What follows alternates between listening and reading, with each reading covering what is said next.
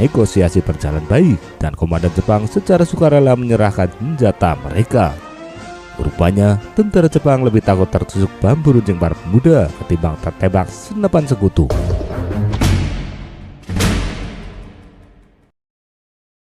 Tak lama setelah proklamasi kemerdekaan Indonesia pada 17 Agustus 1945, para pemuda mulai merebut kekuasaan militer dan administratif dari garnison Jepang yang ditempatkan di berbagai wilayah Indonesia, termasuk di Yogyakarta.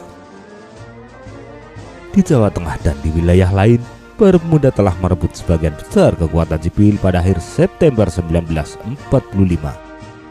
Para pemuda meminta agar unit garnison menyerahkan senjata mereka kepada Indonesia. Dalam beberapa kasus, negosiasi berjalan baik dan komandan Jepang secara sukarela menyerahkan senjata mereka. Rupanya, tentara Jepang lebih takut tertusuk bambu runcing para pemuda ketimbang tertembak senapan sekutu. Di Yogyakarta, mantan anggota PETA dan Heiho bersatu untuk menjadi bagian dari Badan Keamanan Rakyat atau BKR, yang kemudian berubah menjadi Tentara Keamanan Rakyat atau TKR cabang Yogyakarta. Soeharto menemui Komandan Kompi Polisi Istimewa Onisastro Atmojo dan berhasil mengumpulkan bekas-bekas Sudanso dan Sudanso. Dalam pertemuan selanjutnya, Sudarsono dan Umar Zoi dipilih sebagai ketua dan wakil ketua BKR Yogyakarta. Para pejuang menggunakan rumah R. Marjowinoto untuk membahas rencana dan strategi pelucutan senjata Jepang. Saat itu, BKR dan Polisi Istimewa memang memiliki persenjataan, namun tidak mencukupi. Tentara Jepang telah melucuti senjata PETA dan Heiho pada pembubarannya di bulan Agustus 1945. Polisi Istimewa juga sempat dilucuti pada 23 September, namun dikembalikan lagi atas campur tangan beberapa pihak. Tanggal 6 Oktober 1945 diadakan perundingan antara KNI dengan Jepang yang bertempat di rumah dinas Mayor Otsuka. Maksud dari perundingan ini adalah agar tentara Jepang menyerahkan semua senjata mereka kepada pejuang Yogyakarta. Saat perundingan berlangsung, BKR beserta Polisi Istimewa bersiaga di sekitar gedung perundingan dengan tujuan mengintimidasi tentara Jepang. Ratusan pemuda dari Patuk, Pakualaman, Setis, dan sejumlah wilayah di kota Yogyakarta juga ikut berkumpul menunggu hasil perundingan.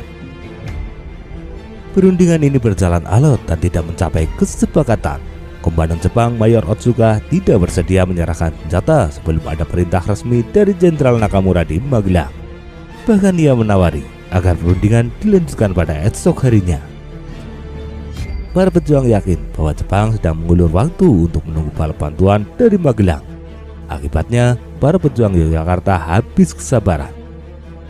Sekitar jam 8 malam terdengar ledakan granat di sekitar markas Jepang yang menandai gagalnya perundingan. Para pejuang Yogyakarta memutuskan untuk mengambil cara kekerasan dengan menyerbu komplek militer Jepang. Pada jam 9 malam itu juga disebarkan imbauan agar seluruh warga dari berbagai kampung untuk ikut dalam aksi penyerbuan. Rakyat pun merespon imbauan tersebut dengan berduyun-duyun ke Kota Baru. Masa berkumpul di kawasan Stadion Kidosono dengan membawa beragam senjata seperti bambu runcing, tombak, keris, dan sebagainya. Mengetahui konsentrasi massa, Jepang segera memasang kawat berduri yang dialiri listrik. Jepang menempatkan personelnya di titik-titik strategis yang diperkuat dengan senapan mesin. Massa hanya bisa berlindung di belakang tembok Stadion Kidosono menunggu instruksi lebih lanjut. Penyerbuan terhadap markas Jepang dipimpin oleh Onisastro Atmojo dari pasukan Polisi Istimewa dan oleh Soeharto dari TKR atau PKR.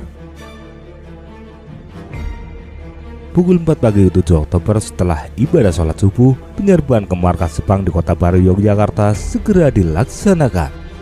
Kelompok pemuda Patuk berhasil memadamkan arus listrik dan sambungan telepon yang menuju Kota Baru. Ledakan granat di kawat berduri menandai dimulainya serangan. Dengan senjata seadanya, para pejuang menyerbu markas Jepang dari segala arah. Pertempuran antara pejuang Yogyakarta dengan Jepang berlangsung sengit. Walau bersenjata seadanya, namun moral tempur para pejuang tidak menyusut. Satu persatu pejuang berguguran, begitu juga dengan tentara Jepang. Di tengah panasnya pertempuran, para negosiator Indonesia masuk ke dalam garnison Jepang dan kembali menawarkan kesempatan untuk menyerah. Mayor Otsuka bersedia menyerahkan senjata dengan syarat senjata tersebut diserahkan kepada Sri Sultan Hamengkubuwono IX. Selama 6 jam bertempur, akhirnya pertempuran berakhir sekitar jam 10 siang.